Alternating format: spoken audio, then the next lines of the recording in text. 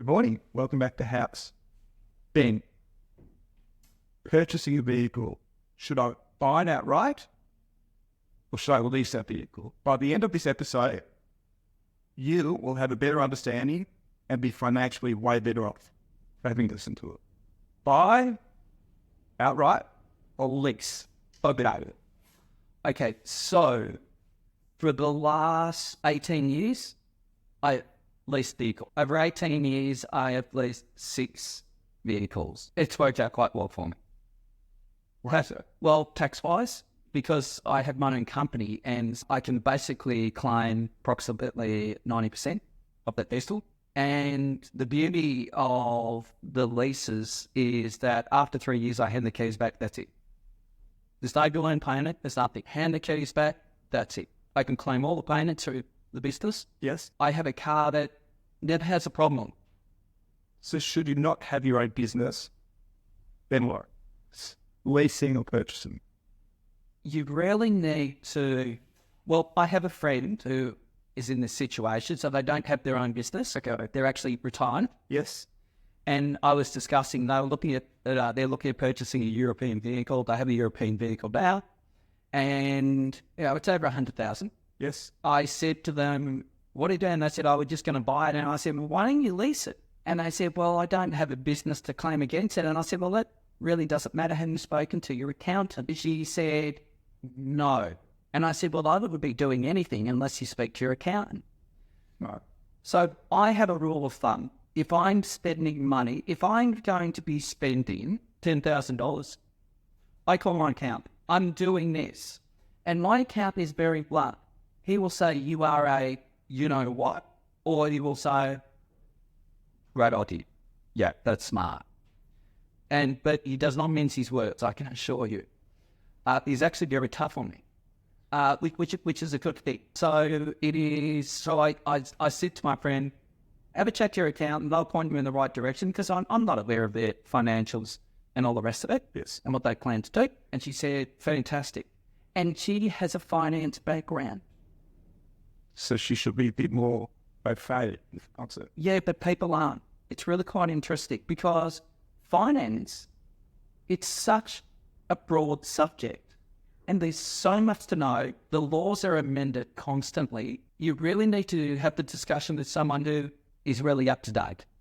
Agree. And theory and practice, very different. You may know everything in theory, but having not ever engaged in that, you have no idea.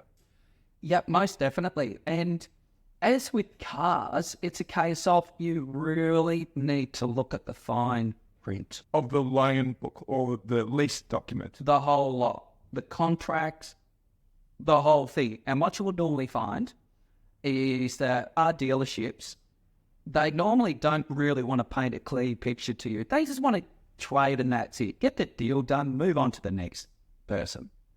Yeah, it's business. You must dissect the contract. And if you don't know how to do it, as we've said in previous episodes, pay someone to do it for you. If you have a friend who normally works with contracts, stick it under their nose. They will say, oh, you know what, I'm not the right person. Have a chat to your accountant. Have a chat to your lawyer. That's what I would recommend. I'm involved in contracts every day. And so I'm quite thorough when it comes to contracts, and I can pick up an issue. And you've seen clauses that would have been studied and people have put Everything. correct. So you have to be extremely confident before you sign that document that what you're signing is what you're going to get. That, Well, I think you're going to get. yeah, correct, because it's a legal binding document. Yes. And you cannot sign and then the next day change your mind. It doesn't work like that. It can open a world of pain for you. So it's a case of reading the documentation, taking your time. Do not be rushed. You'll say, yep, just sign here. Yeah, everything's fine. Don't worry, we sell 1,000 cars a month. No, don't do it.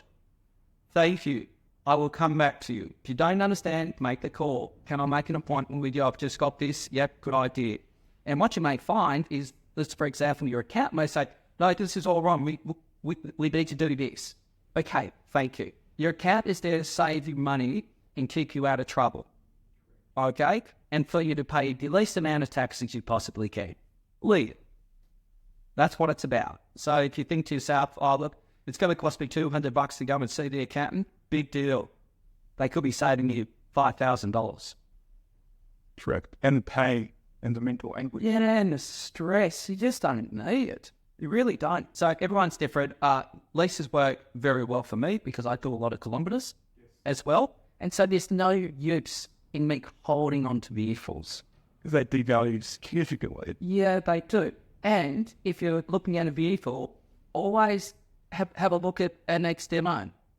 One with 1,000 or 2,000 Ks on the clock, you've just saved 10% to be list. And then some companies offer you a novated lease. A novated lease can be a fantastic option.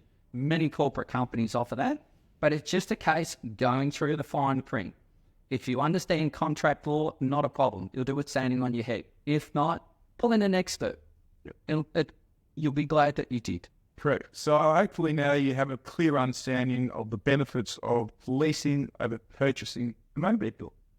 Yeah, definitely. And it's all about structure. It's all about, do you have, with some car companies, they will have a guaranteed value at the end of the term. So let's say, for example, you're leasing the vehicle over a 3-year term.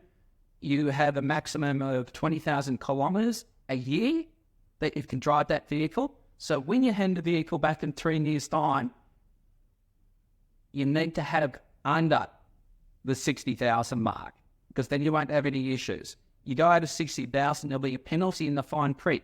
It normally comes in at about 70 cents a kilometre. Sure. But at least you've got certainty at that stage. Well, you do. So it's a guaranteed figure. So when you hand it back, that's the beauty of it. You don't owe any money. When I bought my first European vehicle, I went to trade it in, and they said, yeah, that's all good, but you owe us 10K. That's what happened to me. I was a young lad. And I went, oh, God. So what I actually did, I thought, no, I'm biting the bullet. So I was acquiring another European vehicle. I bundled that 10 into the new vehicle and just paid it out. Just hit it on the head and Yep. So as you can see, there's benefits of both leasing and purchasing. You've got to make it work for yourself. Seek advice, professional advice, yes, to get a greater understanding. And before you sign any document ever, ensure you know what you're signing. 100%. Giving you a few pointers. And really, Elliot, it's all about, we inform you what's happened to us, because I've made a lot of mistakes. I made them a long time ago. I don't make mistakes now. That's right. You make it one mistake, you never make that. It's how mistake you get. 100%. So learning from people that made mistakes, and we know people have made plenty of mistakes, we collectively, yes, we can teach you scenarios so you won't make those mistakes. Why do we reinvent the wheel? Exactly. Even though we're talking about cars. Hope you've enjoyed this episode. Any questions, please leave a comment. And like, thank you. So, bye.